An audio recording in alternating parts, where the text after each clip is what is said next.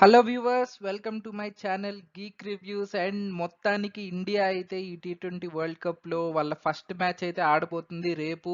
ఈ మ్యాచ్ అయితే న్యూయార్క్లోని నాసౌ కౌంటీ స్టేడియంలో ఐర్లాండ్తో జరగబోతుంది. రేపు ఈవినింగ్ 8 గంటలకు మ్యాచ్ స్టార్ట్ అవబోతుంది. అండ్ ఈ మ్యాచ్ ప్రివ్యూ అయితే ఈ వీడియోలో చూసేద్దాం. ముందుగా ఒకసారి పిచ్ కండిషన్స్ని చూసేద్దాం తొందరగా. సో నేను చెప్పినట్లు ఈ మ్యాచ్ అయితే నాసౌ కౌంటీ స్టేడియంలో జరిగిపోతుంది. అండ్ ఇక్కడైతే మనకి తెలుసు పిచ్ని జస్ట్ కేవలం ఈ స్టేడియం మొత్తాన్ని 2 నెలల్లో తయారు చేశారు. అండ్ ఆ పిచ్‌ని ఆస్ట్రేలియాలోని అడిలైడ్ నుంచి తీసుకొనొచ్చి డ్రాప్ ఇన్ పిచ్‌గా రెడీమేడ్‌గా తయారు చేశారు ఇక్కడ. అండ్ ఆ పిచ్ మీద ఇండియా ఆల్రెడీ మనం బంగ్లాదేశ్‌తో ఒకసారి వార్మప్ మ్యాచ్ ఆడింది. అండ్ ఆ మ్యాచ్ అయితే కొంచెం హై స్కోరింగ్‌గానే నడిచింది.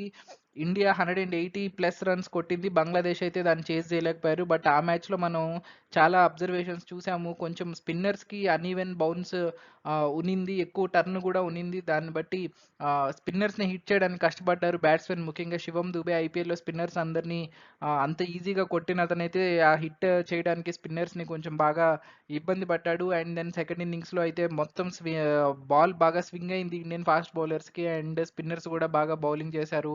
మొత్తానికైతే ఆహ్, ఫస్ట్ వార్మప్ మ్యాచ్‌లో అలా జరిగితే. అండ్ రీసెంట్‌గా మా టోర్నమెంట్ స్టార్ట్ అయిన తర్వాత Sri Lanka versus south Africa match number 4 కూడా ఇదే పిచ్ మీద జరిగింది. అండ్ ఆ మ్యాచ్ మీద అయితే చాలా అంటే చాలా రూమర్స్ వచ్చాయి. ఎందుకంటే శ్రీలంక కేవలం 78 రన్లు కొడితే దాన్ని చేస్ చేయడానికి చాలా కష్టపడాల్సి ఆల్మోస్ట్ 15, 16 ఓవర్లు ఆడాల్సి వచ్చింది సౌత్ ఆఫ్రికా. సో అంత కష్టమైన కండిషన్స్ ఉన్నాయి ఆ పిచ్‌లో అయితే. మళ్ళీ మ్యాచ్ ఇక్కడ జరగబోతుంది. అండ్ అగైన్ ఈ మ్యాచ్‌లో కూడా ఫాస్ట్ బౌలర్స్‌కి ముఖ్యంగా express fast bowlers like Anrich నోకియా అండ్ రబాడాకి వాళ్ళు ఫాస్ట్ బౌలర్స్ బాగా బా సహకరించింది ఆ పిచ్ అయితే. And then very very uneven bounce and unpredictable bounces. కాబట్టి బ్యాట్స్‌మెన్ అందరూ స్ట్రగుల్ అయ్యారు. స్పిన్ దాంట్లో కూడా సేమ్ పరిస్థితి. స్పిన్నర్స్ దాంట్లో కూడా కొట్టలేకపోయారు. బట్ మ్యాన్ ఆఫ్ ద మ్యాచ్‌కి అయితే ఆండ్రిచ్ నోకియానే నిలిచాడు. బికాస్ అలాంటి ఫాస్ట్ బౌలర్స్‌కి బాగా సూట్ అయ్యేటట్టుంది ఈ పిచ్ అయితే మొత్తానికి అన్న నేను చెప్పినట్లు. అండ్ దాంతో పాటు అవుట్‌ఫీల్డ్ అనేది పెద్దగా ప్రాబ్లమ్‌గా మారింది. అగైన్ 2 నెలల్లో మొత్తం తయారు చేశారంటే అది మొత్తం బాగా సెటిల్ అయి ఉండదు. మొత్తం ఆ అవుట్‌ఫీల్డ్‌లో వేసిన గ్రాస్ గాని మొత్తం ఆ మెయింటెనెన్స్ అనేది ఎలా ఉందో మనకు తెలీదు గానీ అవుట్‌ఫీల్డ్ అయితే చాలా అంటే చాలా ఘోరంగా ఉంది. బాల్ కొట్టడానికే కష్టపడుతుంటే బాల్ ఒకవేళ కనెక్ట్ అయినా కూడా అది బౌండరీకి వెళ్ళడానికైతే నానా తంటాలు పడతా ఉంది. ఎందుకంటే అవుట్‌ఫీల్డ్ స్లోగా ఉంది కాబట్టి. సో ఇవన్నీ చాలా ఛాలెంజింగ్ కండిషన్స్‌గా ఉండబోతున్నాయి బ్యాటింగ్‌కి. హై స్కోరింగ్ మ్యాచ్‌గా అయితే ఉండబోట్లేదు. 150, 140 అనేది విన్నింగ్ స్కోర్ కూడా అవ్వచ్చు ఇలాంటి పిచ్ మీద. సో కాబట్టి ఏం జరుగుతుంది అనేది చూడాలి మొత్తానికి. అండ్ దీని తర్వాత హెడ్ టు హెడ్ ఒకసారి చూసేద్దాం ఐర్లాండ్ తోటి.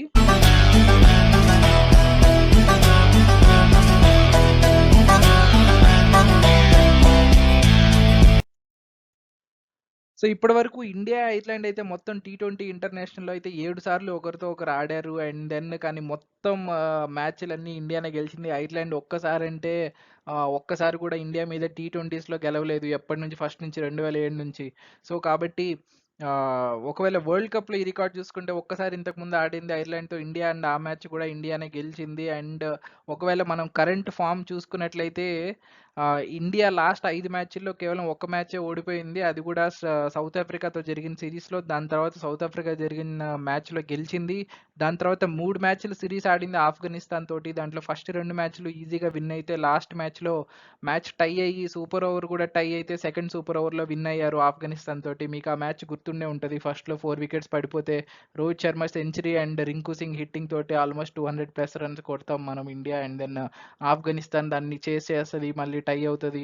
సూపర్ ఓవర్ కూడా జరుగుతది. సో మొత్తానికి లాస్ట్‌కి ఇండియా గెలుస్తది. సో ఇండియా అయితే టీ20 ఇంటర్నేషనల్స్‌లో మంచి ఫామ్‌లో ఉంది. బట్ అదైతే చిన్న టీమ్ ఏం కాదు. బట్ ఆఫ్ఘనిస్తాన్ మీద అది. ఐర్లాండ్ మరోవైపు సేమ్ మంచి ఫామ్‌లో ఉన్నారు టీ20 ఇంటర్నేషనల్స్‌లో. లాస్ట్ 5 మ్యాచెస్‌లో అగైన్ వాళ్ళు కూడా ఒకటే ఓడిపోయి ఉన్నారు పాకిస్తాన్‌తో. అది కూడా దాని తర్వాత ఒక ట్రయాంగులర్ సిరీస్ ఆడారు వాళ్ళు స్కాట్లాండ్ తోటి అండ్ నెదర్లాండ్స్ తోటి. అండ్ దాంట్లో అయితే వాళ్ళు ఆ టోర్నమెంటే విన్ అయ్యారు ఏకంగా. మనం చూసాం స్కాట్లాండ్ అండ్ నెదర్లాండ్స్ ఆల్రెడీ ఆడుతున్నాయి ఈ టోర్నమెంట్ అయితే. ఇవాళ ఇద్దరు మ్యాచ్‌లు ఆడుతున్నారు. స్కాట్లాండ్, నెదర్లాండ్స్ అని చాలా బాగా ఆడుతున్నారు. సో అలాంటి టీమ్స్ మీద గెలిచింది. సో ఐర్లాండ్‌ని తక్కువ అంచనా వేయడానికి అయితే లేదు గానీ మొత్తానికి ఈ స్టాట్స్ అన్ని చూసిన తర్వాత క్లియర్ ఫేవరెట్స్ అయితే ఇండియా అయితే క్లియర్ ఫేవరెట్స్‌గా దిగుతున్నారు. One of the previous winners of the టోర్నమెంట్‌గా ఐర్లాండ్ అయితే పసికొనగానే ఈ మ్యాచ్‌లోకి దిగుతుంది. So India are the heavy favourites. ఒకవేళ ఇండియా ప్లేయింగ్ 11 గనుక మనం చూసుకుంటే ఓపెనింగ్‌గా అయితే రోహిత్ అండ్ విరాట్ ఆడడం కన్ఫర్మ్‌గా అనిపిస్తుంది. ఎందుకంటే ప్రాక్టీస్ మ్యాచ్‌లో చూసాం సంజు శాంసన్ వచ్చాడు ఓపెనింగ్‌కి. సో, అప్పుడే క్లియర్ అయిపోయింది. ఎందుకంటే జైస్వాల్ రాలేదు అంటే జైస్వాల్ స్కీమ్ ఆఫ్ థింగ్స్‌లో లేడు అనేసి. అండ్ దెన్ విరాట్ కోహ్లీ లేకపోవడం వల్ల సంజు శాంసన్‌ని పంపించారు. ఒకవేళ అట్‌లీస్ట్ ప్రాక్టీస్‌కి జైస్వాల్‌ని పంపించినా ఒకవేళ తను గాని బాగా క్లిక్ అయిపోయింటే మంచి ఇన్నింగ్స్ ఆడితే మళ్ళీ మెయిన్ మ్యాచ్‌లో తీయడానికి తలనొప్పి వచ్చేది వాళ్ళకి. అండ్ రూమర్స్ కూడా వచ్చేవి. రూమర్స్ కాదు బాగా క్రిటిసిజం కూడా వచ్చేది. తీయేస్తే కోహ్లీ కోసం అని చెప్పేసి సేఫ్ సైడ్‌గా అసలు తనని ప్రాక్టీస్ మ్యాచే ఆడించలేదు అన్నట్లు అనిపించింది నాకైతే. మొత్తానికి Virat and Rohit opening confirm అయింది. అండ్ మిడిల్ ఆర్డర్ కన్ఫర్మ్ అయింది already. Pant, SKY and Dube ముగ్గురిని టెస్ట్ చేశారు. ముఖ్యంగా దూబే బౌలింగ్‌ని బాగా టెస్ట్ చేస్తే పంత్‌కి బాగా బ్యాటింగ్ ఎక్స్‌పోజర్ ఇవ్వడానికి వన్ డౌనే పంపించారు. దాన్ని బాగా యూజ్ చేసుకున్నాడు కూడా పంత్. సో, కాబట్టి వీళ్ళు మెయిన్ ఇక్కడ గుడ్ థింగ్ ఏందంటే పంత్ అండ్ స్కై ఫామ్‌లో ఉన్నారు. అండ్ దూబే కూడా ఆల్మోస్ట్ స్పిన్‌లో బానే ఆడాడు. ఆ పిచ్ కొంచెం కష్టంగా ఉండడం వల్ల కనెక్ట్ చేయలేకపోయాడు గానీ, తన ఇంటెంట్ మాత్రం చాలా గుడ్ థింగ్ అని చెప్పాలి. ఆ మిడిల్ ఓవర్స్‌లో స్పిన్‌ని హిట్ చేయడానికి ట్రై చేసిన ఇంటెంట్. అండ్ ఫినిషింగ్‌లో అయితే Hardik was in good form. Only thing concerning is Jaddu form here. Jaddu hitting form అంతగా సరిగా లేదు. ఐపీఎల్‌లో గానీ, లాస్ట్ వార్మప్ మ్యాచ్‌లో గానీ ఫినిషింగ్‌కి కొంచెం స్ట్రగుల్ అవుతున్నాడు ఇంకా. సో, కాబట్టి ఇది మొత్తం ఇంకా 1-6 అయితే తిరుగు లేకుండా ఉంది batting lineup. So, number 7 finishing కొంచెం జడేజా ఫామ్ మీద డిపెండ్ అయింది. జడేజా గనక మళ్ళీ ఇంతకుముందు లాస్ట్ 2 ఇయర్స్ జడేజా గనక తిరిగి వస్తే మాత్రం Indian batting lineup is like block buster batting lineup అనే చెప్పాలి. Only if Virat place the brand of cricket that he played in IPL ఆ ఇంటెంట్ తోటి అలాగే ప్లే చేస్తే సేమ్ లైక్ రోహిత్ అయితే 50 ఓవర్ వరల్డ్ కప్‌లో ఎలాంటి అటాకింగ్‌గా ఆడాడో అలాగా ఇద్దరు ఆడితే మాత్రం ఇండియా బ్యాటింగ్ అసలు కష్టాలే లేవు. అండ్ మంచి స్కోర్స్ కొట్టే అవకాశం ఉంది ప్రతి మ్యాచ్‌లో కూడా. అండ్ దెన్ బౌలింగ్ చూసుకుంటే అగైన్ సేమ్ థింగ్ ఉన్నదే ముగ్గురు పేసర్స్ స్క్వాడ్‌లో వాళ్ళు ముగ్గురు ఆడే పరిస్థితి ఉంది. ఎందుకంటే మనం చూసాం శ్రీలంక, సౌత్ ఆఫ్రికా మ్యాచ్‌లో పేస్ బౌలర్స్‌కే ఎక్కువ స్ట్రగుల్ అయ్యారు. బ్యాట్స్‌మెన్ స్పిన్నింగ్ అట్‌లీస్ట్ కొంచెం స్లోగా ఉంటది కాబట్టి ఫ్రంట్‌కెళ్ళి హిట్టింగ్ చేయడానికన్నా ఛాన్స్ ఉంది. కానీ ఫాస్ట్ బౌలర్స్ దాంట్లో హిట్టింగ్ చేసే అవకాశం లేకుండా ఉంది. సో, ముగ్గురు ఫాస్ట్ బౌలర్స్‌ని ఆడించబోతున్నారు.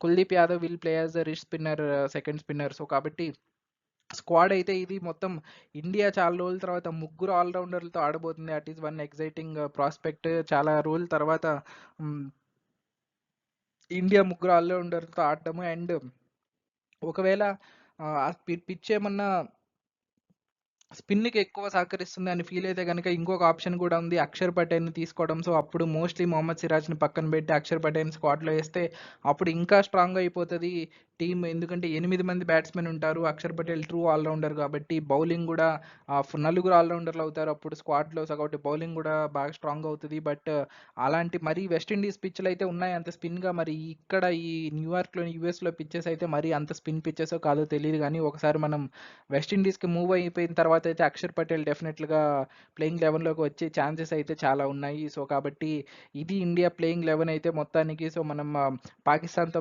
నెక్స్ట్ మ్యాచ్ ఉంది 9వ తేదీ కాబట్టి మోస్ట్‌లీ అందరూ మంచి ఫామ్‌లో ఉండి ఆ మ్యాచ్‌లోకి మంచి ఫామ్‌తో ఇదే గ్రౌండ్‌లో జరగబోతుంది కాబట్టి మంచి ఎక్స్‌పీరియన్స్ తోటి ఆ మ్యాచ్‌లోకి ఎళ్ళాలని కోరుకుందాం. అండ్ ఒకవేళ ఐర్లాండ్ ప్లేయింగ్ 11 చూసినట్లయితే ఆల్రెడీ ఐర్లాండ్ ఒక సెట్ ఆఫ్ ప్లేయర్స్ ఉన్నారు. ఒక 4, 5 ఇయర్స్‌గా వాళ్ళే ఉన్నారు. వాళ్ళకి మీరు లాస్ట్ ఇండియా ఐర్లాండ్ సిరీస్ చూసున్నా గానీ ఆర్ వరల్డ్ కప్‌లో వాళ్ళ స్క్వాడ్ చూసినా కూడా ఈ నేమ్స్ అన్నీ తెలిసిన నేమ్సే ఉంటాయి మోస్ట్‌లీ. సో, ఆ నేమ్స్ ఏంటో ఒకసారి చూసేద్దాం. సో, ఓపెనర్స్‌గా Andy Balbirnie and Paul Stirling వాళ్ళ captain, attacking batsmen. So, top heavy Ireland వీళ్ళిద్దరు గనక పవర్ ప్లే మొత్తం వికెట్ పడకుండా ఆడారంటే ఐర్లాండ్ కూడా మంచి స్కోర్ కొట్టే ఛాన్స్ ఉంది. అంత తక్కువ అంచనా వేయడానికి లేదు. అండ్ 3, 4, 5లో వాళ్ళకి Lorcan Tucker, Harry Tector and Curtis Campher ఉన్నారు. And then Lorcan Tucker particularly last 2 ఇయర్స్‌లో టీ20స్‌లో అద్భుతంగా పర్ఫార్మ్ చేస్తున్నాడు. ఇన్‌ఫాక్ట్ తన హైయెస్ట్ టీ20 స్కోర్ 64 రన్స్ కూడా ఇండియా మీద కొట్టినట్టు తెలుస్తోంది స్టాట్స్ చూస్తే ఆ ఇండియా ఐర్లాండ్ సిరీస్‌లో. సో, కాబట్టి అగైన్ టాప్ 3 హెవీగా ఉంది ఐర్లాండ్ బ్యాటింగ్ లైనప్ అయితే. వాళ్ళలో ఎవరన్నా సెట్ అయ్యి బిగ్ ఇన్నింగ్స్ ఆడితే మాత్రం మంచి స్కోర్ కొట్టే ఛాన్సెస్ అయితే ఉన్నాయి వాళ్ళకి. And then Curtis Campher is an all rounder. And then Harry Tector కూడా ఎక్సైటింగ్ బ్యాట్స్‌మెన్. అండ్ దెన్ ఇక్కడ వీళ్ళకి ఫినిషింగ్‌లో కొంచెం వీక్‌గా ఉంది. ఆల్ రౌండర్స్ ఉన్నారు. George Dockrell and Gareth Delany. And వాళ్ళ బౌలింగ్ చూస్తే Mark Adair, Barry McCarthy, Josh Little and Ben White. మనకి ఐపీఎల్‌లో జాష్ లిటిల్ గుజరాత్ టైటన్స్‌కి ఆడున్నాడు. ఆ విధంగా కూడా తెలిసుంటది. సో, లెఫ్ట్ ఆర్మ్ బౌలర్ ఉన్నాడు. అండ్ మనకి తెలుసు వరల్డ్ కప్‌లో Indian batsmen left arm bowlers దాంట్లో కొంచెం స్వింగ్ ఉంటే ఎలా స్ట్రగుల్ అవుతారో.